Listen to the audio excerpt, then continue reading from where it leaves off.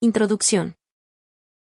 En un mundo inundado de información irrelevante, la claridad es poder. En teoría, cualquiera puede intervenir en el debate acerca del futuro de la humanidad, pero es muy difícil mantener una visión clara. Con frecuencia, ni siquiera nos damos cuenta de que se produce un debate, o de cuáles son las cuestiones clave. Somos miles de millones las personas que apenas podemos permitirnos el lujo de indagar en estos asuntos, porque tenemos cosas más acuciantes que hacer: ir a trabajar, cuidar de los niños u ocuparnos de unos padres ya ancianos. Lamentablemente, la historia no hace concesiones. Si el futuro de la humanidad se decide en nuestra ausencia, porque estamos demasiado ocupados dando de comer y vistiendo a nuestros hijos, ni ellos ni nosotros nos libraremos de las consecuencias.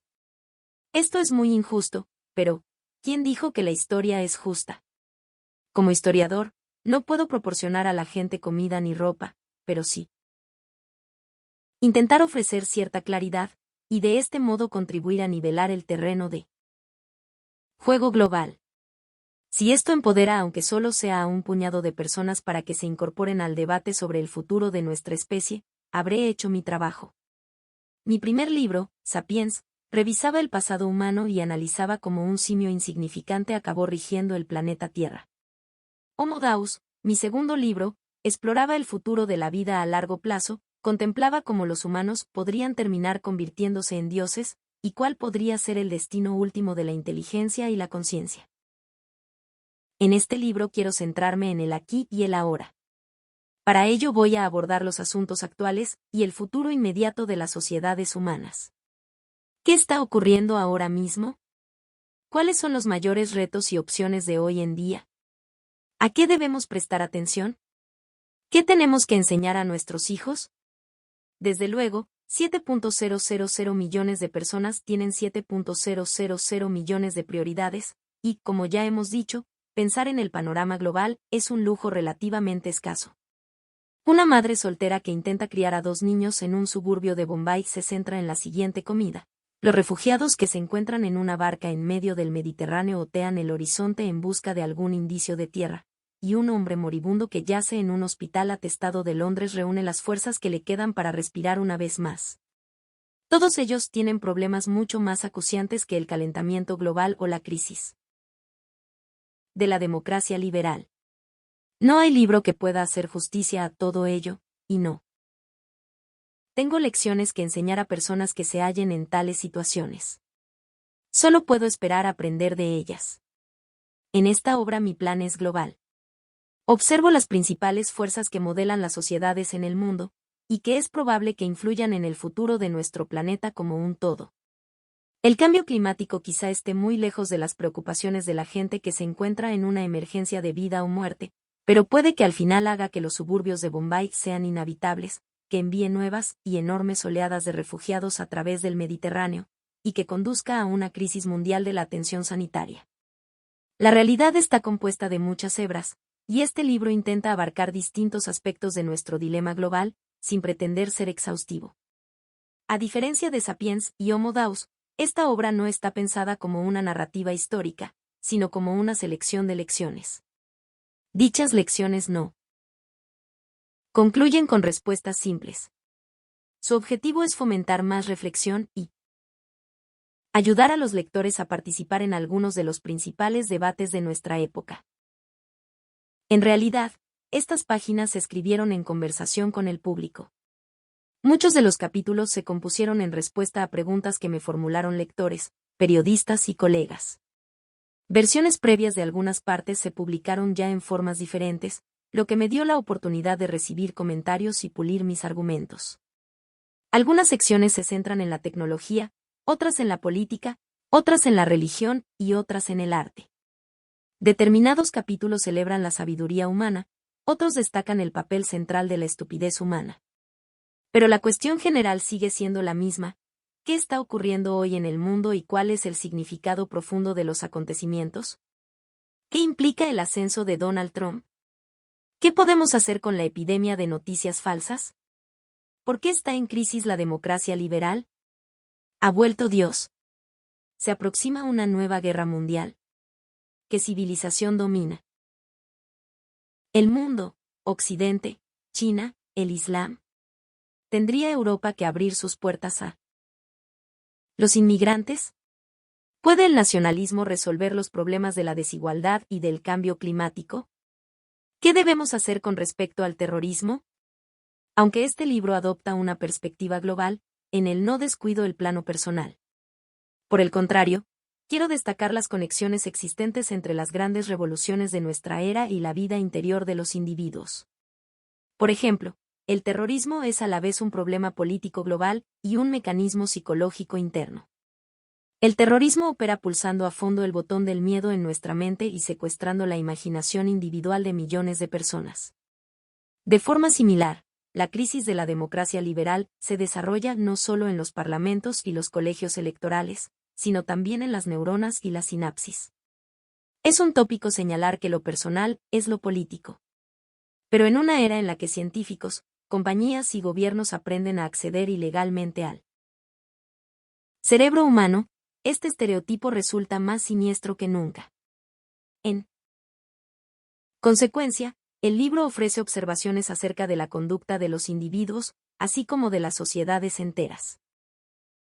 Un mundo global ejerce una presión sin precedentes sobre nuestra conducta personal y nuestros valores. Cada uno de nosotros está atrapado por numerosas telarañas que lo abarcan todo, que por un lado restringen nuestros movimientos, pero que al mismo tiempo transmiten nuestras más minúsculas sacudidas a destinos muy alejados. Nuestra rutina cotidiana influye en la vida de personas y animales que se hallan a medio mundo de distancia, y algunos gestos personales pueden incendiar el mundo entero, como ocurrió con la autoinmolación de Mohamed Bouazizi en Túnez, que desató la primavera árabe, y con las mujeres que compartieron sus experiencias de acoso sexual y desencadenaron el movimiento número MeToo. Esta dimensión global de nuestra vida personal significa que es más importante que nunca poner al descubierto nuestros prejuicios religiosos y políticos, nuestros privilegios raciales y de género, y nuestra complicidad involuntaria con la opresión institucional. Pero, ¿es esta una empresa realista? ¿Cómo puedo encontrar un terreno ético firme en un mundo que se extiende mucho más allá de mis horizontes, que gira completamente fuera del control humano, y que considera sospechosos a todos los dioses y todas las ideologías? El libro empieza con la revisión de la problemática política y tecnológica actual. Al finalizar el siglo XX parecía que las grandes batallas ideológicas entre el fascismo, el comunismo y el liberalismo daban como resultado la victoria abrumadora del liberalismo. La política democrática, los derechos humanos y el capitalismo de libre mercado parecían destinados a conquistar el mundo.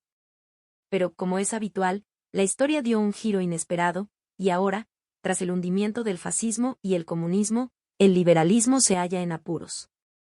Así pues, ¿hacia dónde nos dirigimos? Esta pregunta resulta particularmente turbadora, porque el liberalismo está perdiendo credibilidad justo cuando las revoluciones paralelas en la tecnología de la información y en la biotecnología nos enfrentan a los mayores retos que nuestra especie ha encontrado nunca. La fusión de la infotecnología y la biotecnología puede hacer que muy pronto miles de millones de humanos queden fuera del mercado de trabajo y socavar tanto la libertad como la igualdad.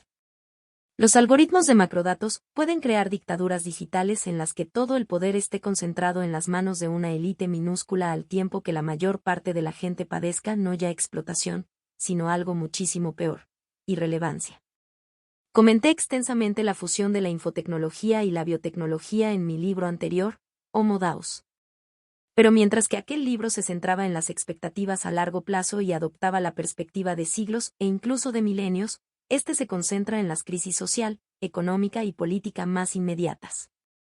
Aquí mi interés no estriba tanto en la creación eventual de vida inorgánica como en la amenaza al estado del bienestar y a instituciones concretas, como la Unión Europea.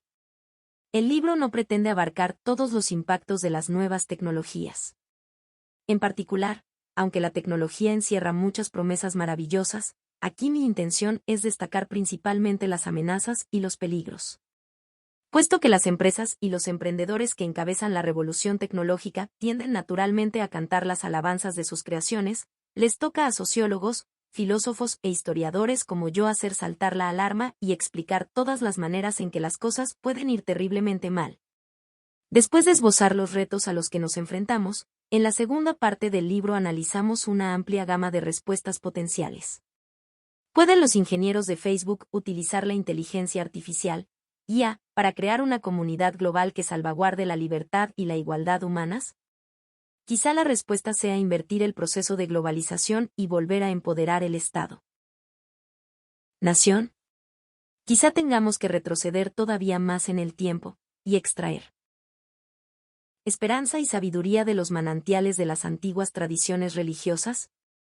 En la tercera parte del libro vemos que, aunque los retos tecnológicos no tienen precedentes y los desacuerdos políticos son grandes, la humanidad puede aprovechar la ocasión si controlamos nuestros temores y somos un poco más humildes respecto a nuestras ideas. En esa parte se investiga lo que puede hacerse ante la amenaza del terrorismo, ante el peligro de la guerra global y ante los prejuicios y los odios que desencadenan dichos conflictos. La cuarta parte está dedicada a la noción de la posverdad, y pregunta hasta qué punto podemos comprender los acontecimientos globales y distinguir entre las fechorías y la justicia. ¿Es capaz Homo sapiens de dar sentido al mundo que ha creado? ¿Existe todavía una frontera clara que separe la realidad de la ficción? En la quinta y última parte reúno las diferentes hebras y adopto una mirada más general sobre la vida en una época de desconcierto, cuando los relatos antiguos se han desplomado y, de momento, no ha surgido uno nuevo para sustituirlos. ¿Quiénes somos? ¿Qué debemos hacer en la vida? ¿Qué tipo de talentos necesitamos? Dado todo lo que sabemos y no sabemos acerca de la ciencia, acerca de Dios, acerca de la política y la religión, ¿qué podemos decir acerca del significado de la vida en la actualidad? Esto puede parecer sumamente ambicioso, pero Homo sapiens no puede esperar. A la filosofía, a la religión y a la ciencia se les está acabando el tiempo. Durante miles de años, se ha debatido sobre el significado de la vida. No podemos prolongar este debate de manera indefinida. La inminente crisis ecológica, la creciente amenaza de las armas de destrucción masiva y el auge de las nuevas tecnologías disruptivas no lo permitirá. Y quizá, lo que es más importante, la inteligencia artificial y la biotecnología están ofreciendo a la humanidad el poder de remodelar y rediseñar la vida. Muy pronto alguien tendrá que decidir cómo utilizar este poder, sobre la base de algún relato implícito o explícito acerca del significado de la vida. Los filósofos son personas muy pacientes, pero los ingenieros no lo son en la misma medida, y los inversores lo son aún menos. Si no sabemos qué hacer con el poder para diseñar vida, las fuerzas del mercado no esperarán 1000 años para que demos con una respuesta. La mano invisible del mercado nos obligará con su propia y ciega respuesta. A menos que nos contentemos con confiar el futuro de la vida a la merced de informes trimestrales de ingresos, necesitamos una idea clara sobre el sentido de la vida. En el último capítulo me permito unas cuantas observaciones personales, y hablo como un sapiens lo haría a otro justo antes de que el telón caiga sobre nuestra especie y se inicie un drama de todo punto diferente. Antes de embarcarme en este viaje intelectual, me gustaría destacar un aspecto crucial. Buena parte del libro cuestiona los defectos de la visión liberal del mundo y del sistema democrático. Lo hago no porque crea que la democracia liberal es singularmente problemática, sino más bien porque pienso que es el modelo político más versátil y de mayor éxito que los humanos han desarrollado hasta ahora para afrontar los retos del mundo moderno. Aunque quizá no sea apropiado para todas las sociedades en todas las fases del desarrollo, ha demostrado su valor en más sociedades y en más situaciones que ninguna de sus alternativas. Por tanto, cuando examinemos los nuevos retos que se nos presenten, será necesario comprender las limitaciones de la democracia liberal y pensar cómo podemos adaptar y mejorar sus instituciones actuales. Por desgracia, en el clima político actual cualquier pensamiento crítico sobre el liberalismo y la democracia podría acabar secuestrado por autócratas y diversos movimientos iliberales, cuyo único interés es desacreditarla. Democracia liberal en lugar de dedicarse a un debate abierto acerca del futuro de la humanidad. Si bien están más que dispuestos a debatir los problemas de la democracia liberal, casi no tienen tolerancia frente a cualquier crítica que se les dirija. Como autor, por consiguiente, se me exigía que hiciera una elección difícil, tenía que hablar con franqueza, arriesgándome a que mis palabras se interpretaran fuera de contexto y se usaran para justificar autocracias en expansión, o bien debía autocensurarme. Una característica de los regímenes iliberales es que dificultan más la libertad de expresión incluso fuera de sus fronteras. Debido a la expansión de tales regímenes, está resultando cada vez más peligroso pensar con actitud crítica en el futuro de nuestra especie. Después de cierta introspección, elegí la discusión libre frente a la autocensura. Sin criticar el modelo liberal, no podemos reparar sus faltas ni ir más allá de él. Pero advierta por favor el lector que este libro solo podía escribirse si la gente era todavía relativamente libre de pensar lo que quiere y de expresarse como quiere. Si el lector valora este libro, debería valorar también la libertad de expresión.